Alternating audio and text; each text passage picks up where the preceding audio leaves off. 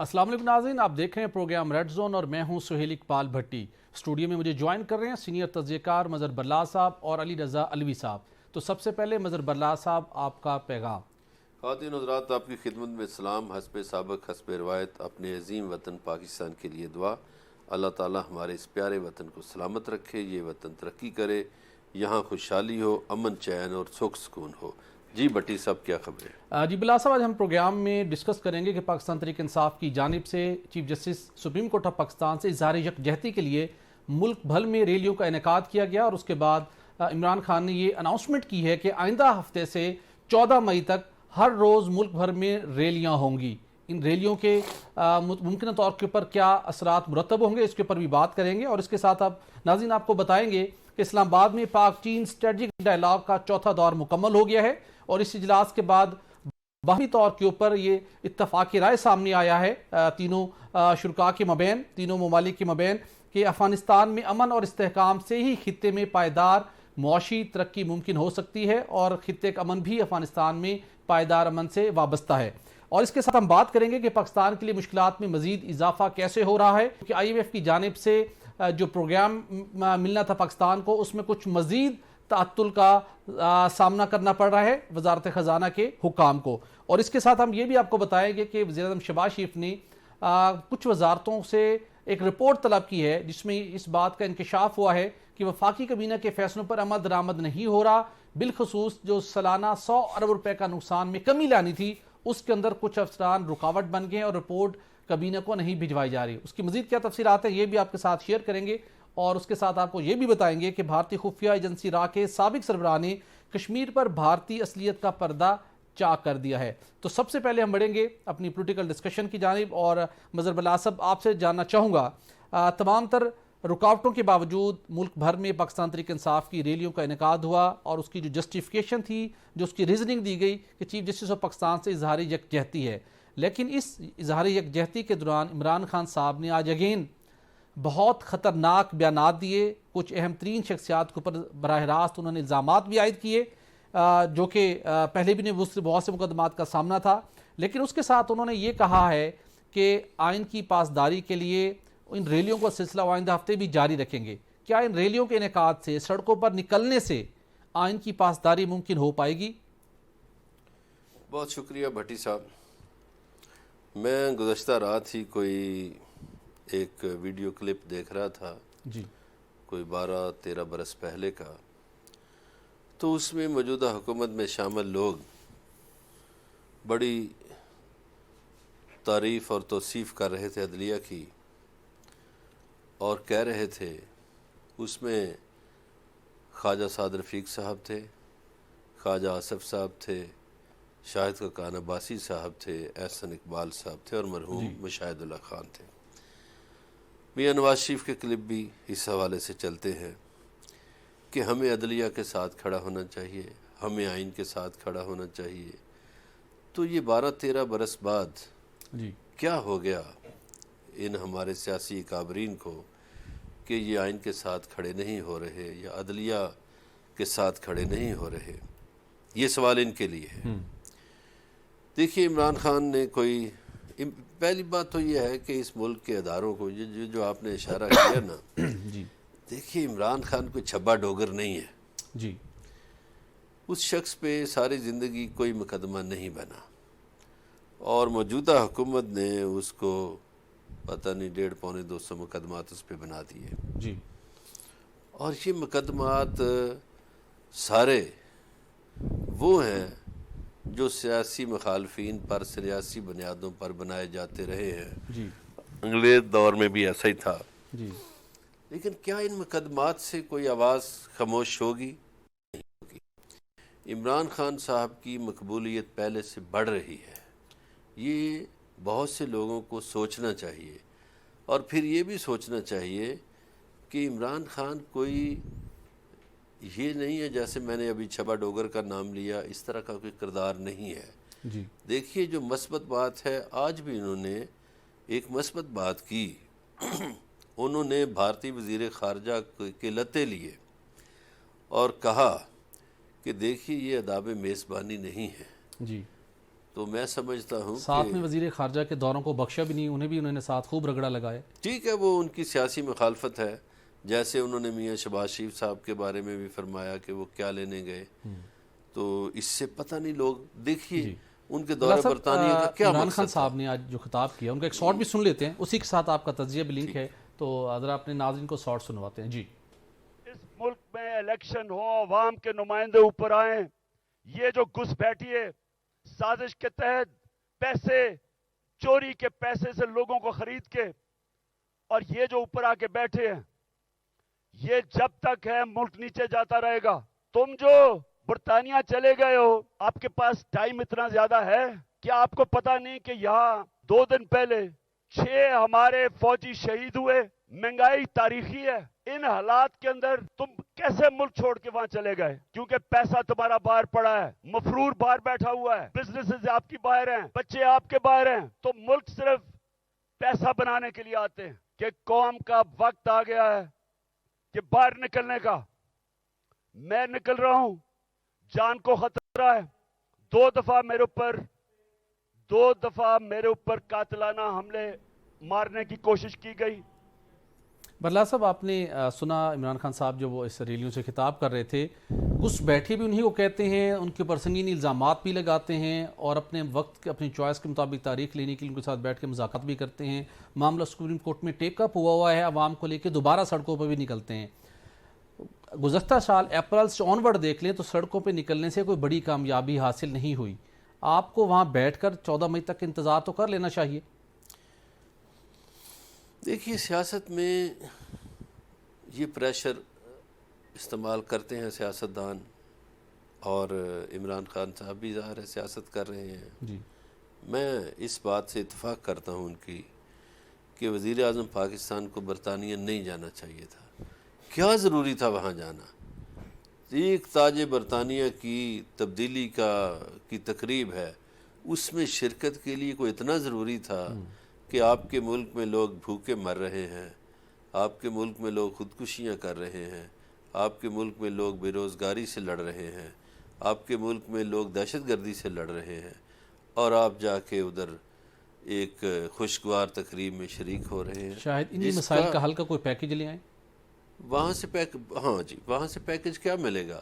یہ جو برطانیہ ہے، جی. برطانیہ کی اپنی معاشی حیثیت کہاں پہنچ گئی ہے، یہ مجھ سے بہتر آپ جانتے ہیں، علی رضا علوی صاحب جانتے ہیں کہ وہ کتنا نیچے چلا گیا ہے معاشی لحاظ سے. لیکن اس کی سفارتی سپورٹ تو بہت میٹر کرتی ہے. دیکھیے بٹی صاحب، یہ تو بحث بائے رائے بحث ہو جائے گی. یہ ایک زمانہ تھا جب ان کا سورج بادشاہت کا غروب نہیں ہوتا تھا جی. لیکن اب برطانیہ میں وہ نہیں. اب برطانیہ کی تو 2 عملی کی پہلے تو سمجھ نہیں آتی کہ ایک طرف وہ کہتے ہیں جمہوریت، دوسری طرف وہ بادشاہ کو بھی تاج پہنا رہے ہیں. تو یہ کیسا نظام ہے کہ بادشاہت بھی ساتھ لے کر چلتے ہیں اور جمہوریت بھی ساتھ لے کر چلتے ہیں؟ تو یہ 2 عملی یا 2 رخی جو ہے، اس کی بھی وضاحت ہونی چاہیے. یقیناً برطانیہ ایک طرف سے اس بات کی بھی وضاحت ہونی چاہیے، یہ دورہ معیار نہیں ہونا چاہیے. علی صاحب، آپ سے جاننا چاہوں گا، عمران خان صاحب آج پھر سڑکوں پر نکلے اور اپنے ماضی کے جوبن پر وہ دکھائی دیے. اپریل 2022 سے اگر ہم جائزہ لینا شروع کریں، اس کے بعد 25 مئی آیا، اس کے بعد حقیقی آزادی مارچ ہوا، اس کے بعد جیل بھرو تحریک ہوئی، کئی ریلیاں، لیکن کوئی بھی وہ مطلوبہ جو مقصد یہ کامیابی حاصل کرنے میں کامیاب نہیں ہوئے. اگر ان کے موقف کو تقویت کچھ ملی ہے تو سپریم کورٹ آف پاکستان کی پروسیڈنگز یا فیصلوں سے ملی جو آئین کی پاسداری کے حوالے سے تھی. چیف جسٹس آف پاکستان ایک ڈائریکشن کے مطابق معاملات کو لے کر چل رہے ہیں. 14 مئی اس کی ڈیڈ لائن ہے. تو آپ ریلیاں نکالیں گے، ادھر سے بھی پریشر آئے گا، دوبارہ ملک کی فضا جو ہے وہ ناساز ہوگی، اور بالخصوص ان سے کہتے رہے گے کہ ہفتے کے دن کا انتخاب نہ کریں. آج جب چینی وزیر خارجہ یہاں سے روانہ ہو رہے تھے تو اسلام آباد کے اندر سیکیورٹی کی صورتحال بڑی گمبھیر تھی، لوگ اس ریلیوں کے لیے نکلے ہوئے تھے. تو سوال یہ ہے، کیا اگر آج ہم ریلی نہ نکالتے اور آئندہ ہفتے بھی ہم اگر گھر بیٹھ کے سپریم کورٹ آف پاکستان کے اوپر پورا بھروسہ رکھتے ہوئے انتظار کر لیں تو ہمیں کوئی نقصان ہوگا؟ شکریہ بھٹی صاحب. ریلیاں آج نکلنی بہت ضروری تھی. اچھا. اس کے بغیر کوئی گزارا نہیں تھا. ٹھیک ہے. آپ نے ایک ویڈیو کلپ دیکھا ہوگا، عمران خان صاحب کا ایک نمائندہ امریکہ کے کانگریس کے ایک شخص کے سامنے ہاتھ باندھ کے معافی مانگ رہا ہے جی بالکل، اور کہہ رہا ہے کہ عمران خان صاحب امریکہ کے مخالف نہیں ہیں، آپ اس غلط فہمی کو دور کر دیں. رائٹ. آپ نے یہ بھی دیکھا ہوگا کہ انہی عمران خان صاحب نے اس وقت بھی دھرنا برقرار رکھا جب ساری دنیا ان کی منتیں کر رہی تھی کہ آپ مہربانی کریں کہ آپ اٹھ جائیں، چینی کی صدر یہاں آ رہے ہیں، چین کے، اور بڑے معاملات ہیں ان کو حل کرنا ہے، ظاہر ہے چین کے ساتھ ہمارا تعلق. پھر اسی دھرتی کے لوگوں نے یہ بھی دیکھا کہ جب عمران خان صاحب برسر اقتدار آ گئے تو انہوں نے سی پیک کا بیڑا بٹھا دیا، چین کے ساتھ تعلقات خراب کر لیے اور مختلف ملکوں کے ساتھ خارجہ پالیسی دوست ممالک کے ساتھ کیا. خارجہ پالیسی جو ہے، حالانکہ ہم بڑا اس کو آج بڑا پروپیگنڈا چلایا ہے پی ٹی آئی کے میڈیا سیل نے، وہ اس کو جی اس کا سوائے کہ نواز صاحب بھٹو کا اور اس کو کیا اچیومنٹ ہے اور جو انڈیا والا ہے، یقین جانیے حیرت ہوتی ہے کہ ان کی سیاسی دشمنی کی وجہ سے اپنے دورے کو اور اپنے ہی لیڈرز کی کس طرح کلاس لیتے ہیں اور دشمن کو جو ہے وہ کس طرح پروموٹ کرتے ہیں. وہ پتہ نہیں کس کی خدمت ہے. بہرحال وہ مظاہرہ آج بہت ضروری تھا کیونکہ اس کی آج کے دن کے ساتھ اہمیت تھی اور وہ ہونا ضروری تھا. لیکن مجھے عمران خان صاحب کے اوپر ترس آتا ہے، یا ان کی یہ بہت اچھے ایکٹر ہیں کہ یہ نوجوانوں کو پریٹنڈ کرتے ہیں میں بہت نوجوان ہوں، میں نوجوان ہوں، نوجوانوں کا لیڈر ہوں. عدالت میں حلف نامہ پیش کرتے ہیں، 71 سال کا بوڑھا تاریخ میں عدالتوں میں پیش نہیں ہو سکتا. پھر پیش کرتے ہیں کہ وہ میرے پاؤں میں موچ آ گئی ہے، پاؤں میں سوج آ گئی ہے، پھر پس پڑ گئی ہے، پھر کچھ یہ ہو گیا، کوئی وہ ہو گیا، اور ریلیاں نکال رہے ہیں. ابھی تو جو فرد جرم کے لیے انہوں نے بلانا ہے اس دن پھر دیکھ لیجئے گا، پھر ان کی طبیعت بڑی سخت خراب ہو جائے گی. اور ایک دن پہلے سے ہی پی ٹی آئی کے جو ہے وہ ورکر جو ہیں وہ ٹرولنگ شروع کر دیں گے. وہ کہتے ہیں باقی رہنما بھی طبی بنیادوں کے پر نہیں پیش ہوتے تھے، تو اگر میں بھی نہیں جاتا تو کون سا؟ اتنی دفعہ نہیں پیش ہوتے تھے جتنی دفعہ یہ پیش نہیں ہوتے تھے. اتنی سہولیاں، وہ تو ایک دفعہ بھاگ گئے نا، 50 روپے کا اسٹامپ دے کے وہ ایک دفعہ بھاگ گئے ملک سے. ٹھیک ہے، تو اس سے پہلے انہوں نے جیلیں بھی کاٹیں، انہوں نے وہ اٹکلا بھی کاٹا. وہ ہم نے خود ان کے لطیفے بنائے کہ جی سنا تھا جی کہ وہاں روتے ہیں، کہتے ہیں وہاں بچھو ہیں یا سانپ ہیں یا کیڑے ہیں، بیگم کو چھوڑ کر یہاں پہنچے تھے، ان کی ڈیتھ ہوئی اور ان کی بیگم کو چھوڑ کے آئے.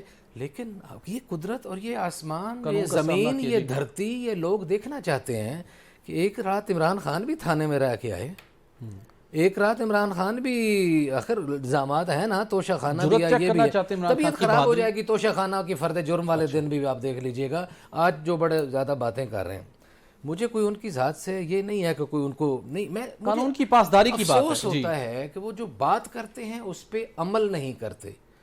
ہر وہ کام اس بات عملی طور پہ وہ خلاف کرتے ہیں جو وہ باتیں کرتے ہیں. صحیح. اور یہ ان کی شخصیت کو ڈیمیج کرتا ہے، اور میرے جیسا جو ان کا سچا عاشق ہے اس کا دل پریشان ہو جاتا ہے، اس کا دل دکھتا ہے. قابل عمل تجویز ہے ایک سچے عاشق کی. میرا لیڈر جو ہے، امید ہے کہ شاید پی ٹی آئی والے اس کو عمران خان صاحب تک میرا ضرور لیڈر پہنچائیں ہے وہ کام کرے جو بولتا ہے وہ کام کرے. یہ بہت پیغمبر ضروری ہے. فرماتے ہیں کہ آپ ریاست مدینہ بنانا چاہتے ہیں نا، تو پیغمبر تو فرماتے ہیں کہ آپ جو کہو اس پہ عمل بھی کرو. بالکل صحیح. ٹھیک ہو گیا.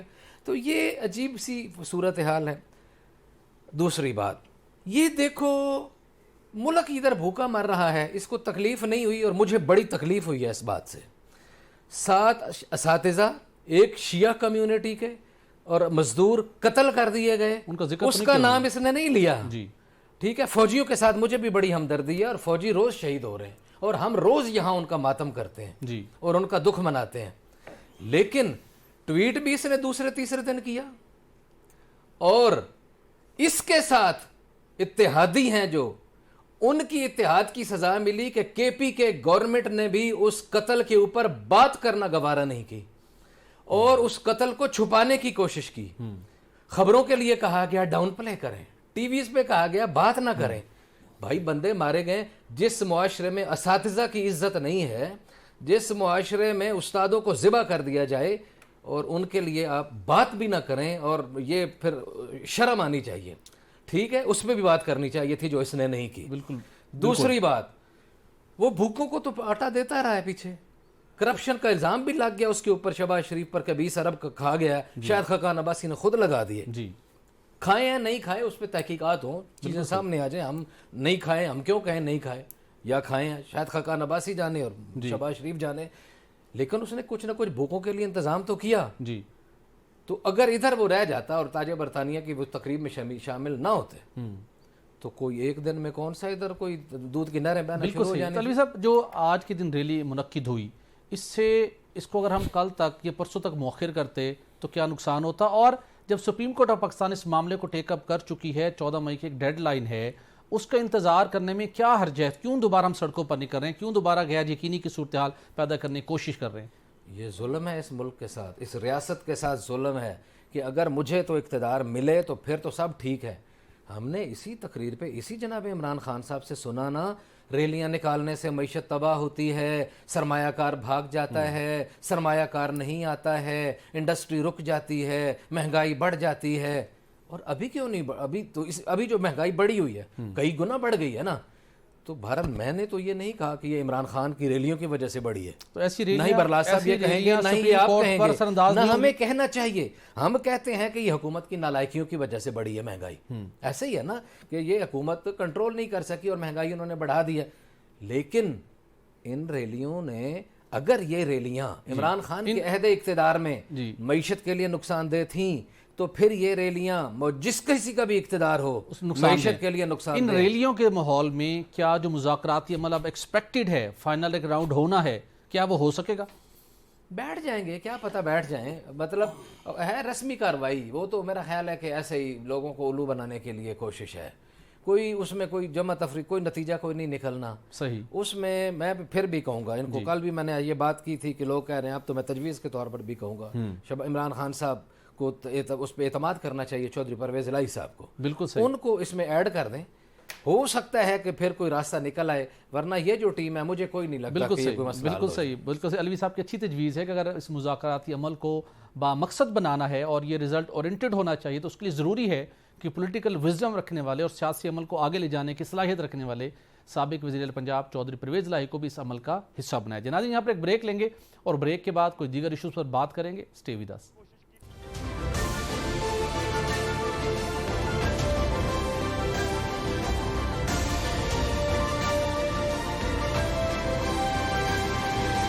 ویلکم بیک ناظرین. آج اسلام آباد میں صاف افریقی اجلاس ہوئے، اسٹریٹجک ڈائلاگ تھے. یہ پاکستان، چین اور افغانستان کے مابین شاندار طریقے سے یہ سیشن کنڈکٹ ہوا. برلا صاحب، اس اجلاس کا جب اعلامیہ جاری ہوا اس کے اندر اس دنیا کو یہ باور کرایا گیا ہے کہ خطے کا پائیدار امن اور معاشی ترقی افغانستان کے امن کے ساتھ وابستہ ہے، اور ساتھ یہ بھی مطالبہ کیا گیا کہ اقوام عالم افغانیوں کے جو $9.5 ارب کی جو ان کے زر مبادلہ کے ذخائر تھے مختلف ملکوں میں ان کے ڈپازٹس، ان کو منجمد کیا گیا، اس کو ڈی فریز کیا جائے، اور اس کے ساتھ اقوام عالم سے اپنی کمٹمنٹ پوری کرنے کی یقین دہانی کروانے کو ریلائز کروایا گیا ہے. کیا سمجھتے ہیں کہ اس اجلاس کے بعد خطے کے اوپر اس کے کیا اثرات مرتب ہوں گے، اور دنیا اس بات کو باور کرے گی کہ ہمیں افغانیوں کی سپورٹ کے لیے جو کمٹمنٹ ہم نے کی تھی اس کو آنر کرنا چاہیے؟ بٹی صاحب، میں یہ جو 2-3 ادارے ہیں ان پہ ہمیشہ تنقید کرتا ہوں اور آج بھی کروں گا.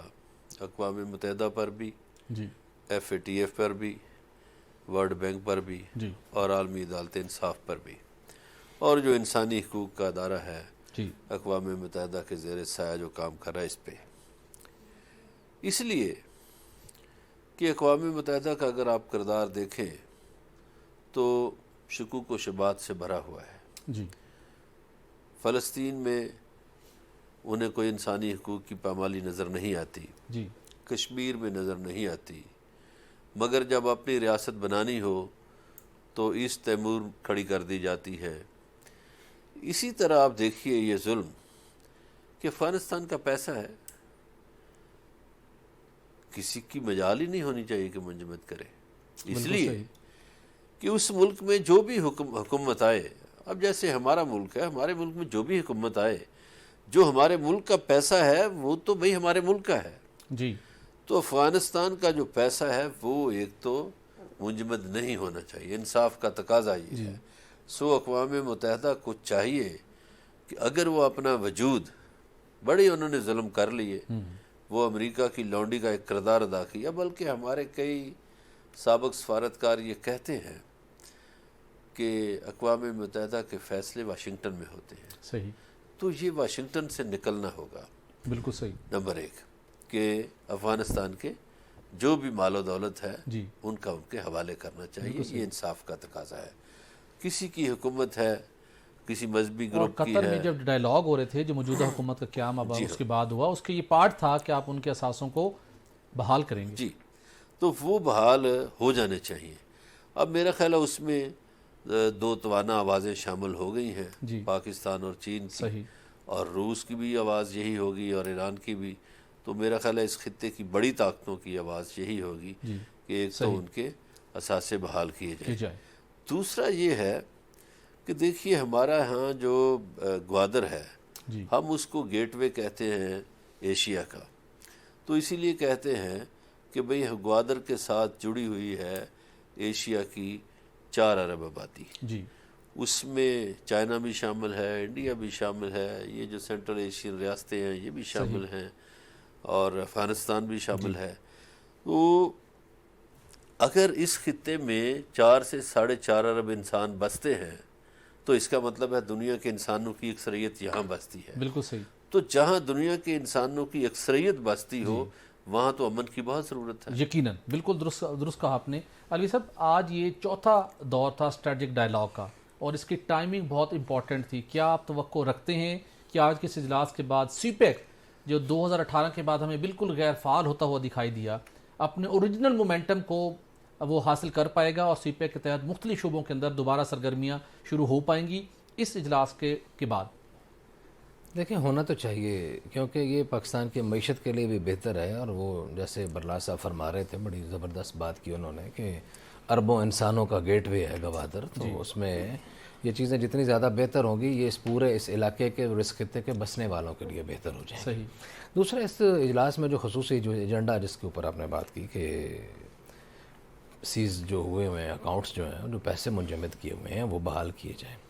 ہم بارہا اس فورم سے یہ کہہ چکے ہیں, ایک بات دنیا کو یہ یاد رکھنی چاہیے, یہ جو آپ کا یہ فوکس ایریا ہے نا, جس ایریا میں جس خطے میں ہم بیٹھے ہیں اور جس خطے کی ہم بات کر رہے ہیں, آبادی کے حوالے سے جیسے بات ہوئی, بلینز اربوں انسانوں کا اجتماع ہے مجموعہ, اور یہاں کی ایک معمولی سی جو لگی ہوئی چنگاری ہے وہ آدھی دنیا کو نقصان پہنچا سکتی ہے. اللہ نہ کرے کوئی ایسا مسئلہ. اس لیے ہم بارہا کہتے ہیں کہ جنوبی ایشیا میں استحکام بڑا ضروری ہے. افغانستان کا مستحکم افغانستان جو ہے بہت زیادہ ضروری ہے. اور پاکستان یہ میزبانی بھی اسی لیے ہی کر رہا تھا, ساری کوششیں بھی اسی لیے ہی کرتا رہا ہے کہ افغانستان میں امن و امان قائم رہے. افغانستان میں جو حکومت بن گئی ہے وہ ایک مستحکم حکومت ہو, اس کو ٹھیک طریقے سے چلنے دیا جائے, دنیا اس کو تسلیم کرے. اور آج کے اعلامیہ میں بھی یہی بات کی گئی کہ افغانستان ایک آزاد اور خود مختار ملک ہے, اور اس میں کسی کو اپنے اعصاب کو وہاں جو ہے نا آزمانے کے لیے اور وہاں اس کو جنگ کا اور کشتی کا اکھاڑا نہیں بنانا چاہیے. پہلوانی وہاں جا کے نہیں دکھانی چاہیے. اور ان کو بھی یہی چاہیے, طالبان کو بھی یہی چاہیے کہ وہاں سے جو کچھ لوگ ایسے بیٹھے ہوئے ہیں جو ہمیں بھی جن کی سے شکایات ہیں یا جن سے ہمیں تکلیفیں ہیں یا جن کے لیے بات بھی پہلے کی گئی تھی, شروع میں یہ بات بھی کی گئی تھی کہ وہ لوگ ہمارے حوالے کر دیے جائیں گے. اور خاص طور پر میرا اشارہ ٹی ٹی پی کی طرف ہے, اور ان کے جو لوگ یہاں آتے ہیں اور دہشت گردی کرتے ہیں اور واقعات کرتے ہیں, تو اس کا سلسلہ, اس کا راستہ بھی روکا جانا چاہیے. ہم جیسے چاہتے ہیں کہ ہماری سرزمین کسی کے لیے استعمال نہیں. ہم چاہتے ہیں, ہمارا سٹانس یہی ہے نا پاکستان کا, بالکل ایسا کہ ہم پاکستان کی سرزمین کسی ہمسایہ ملک کے خلاف استعمال نہیں ہوگی. اور ہم یہ چاہتے بھی یہ ہیں کہ کسی ہمسائے کی سرزمین ہمارے لیے بھی استعمال نہ. بہت اچھی یہ تجویز ہے, اور خطے میں اور بالخصوص پاکستان میں قیام امن کے لیے ضروری ہے کہ ایسے عناصر جو پاکستان کے خلاف کارروائیوں میں ملوث ہیں, جن کی محفوظ پناہ گاہیں افغانستان میں ہیں, افغانستان کو بھی ایک ذمہ دار ملک کا ثبوت دیتے ہوئے ایسے عناصر کے خلاف یا تو کارروائی کرنی چاہیے یا انہیں گرفتار کر کے پاکستان کے حوالے کرنا چاہیے. ناظرین, یہاں پر ایک بریک لیں گے اور بریک کے بعد کچھ اہم ایشوز پر بات کریں گے. اسٹے ود اس.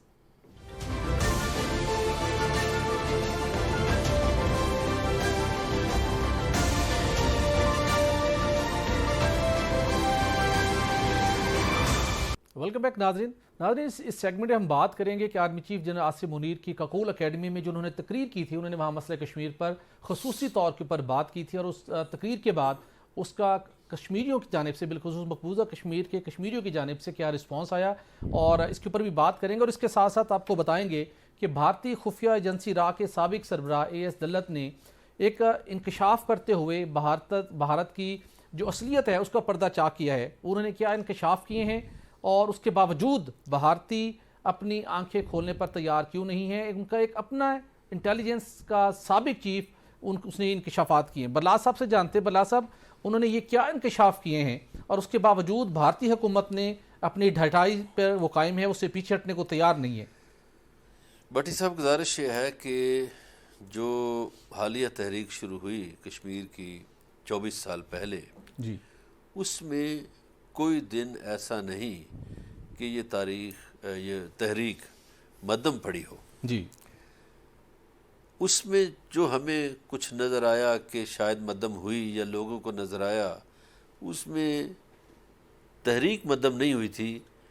پابندیوں نے اتنا جکڑ لیا تھا مقبوضہ کشمیر میں میڈیا کو کہ جب انٹرنیٹ بھی بند ہو، فون بھی بند ہو، آپ کو پتہ وہاں تو ایک طرح سے قیدیوں کی سی زندگی گزارتے ہیں لوگ. مگر اس کے باوجود ان کے دل جو ہے نا، جو یہ آرمی چیف کی طرف آپ نے اشارہ کیا، وہ پاکستان کے ساتھ دھڑکتے ہیں. صحیح. آپ نے دیکھا پاکستانی آرمی چیف عاصم منیر صاحب کی تقریر کا انہوں نے ویلکم کیا، جی، ان کی تصاویر لہرائیں، جی، اور جب کرکٹ میچ بھی ہو تو پاکستان کی جیت سے انہیں غرض ہوتی ہے. جی. اب گزارش یہ ہے کہ مودی سرکار جو مرضی کر لے، وہ کشمیر میں مظالم نہیں چھپا سکی. بالکل صحیح. ان کا جو چہرہ تھا کہ جی بڑا ہم نے امن کر دیا، یہ ہو گیا، کشمیری خوش ہو گئے، وہ بالکل اے ایس دلت نے اس کو بے نقاب کر دیا ہے. بالکل صحیح. اور امت شاہ جو بڑے دعوے کرتا تھا، اس کے دعوے بھی خاک میں مل گئے ہیں.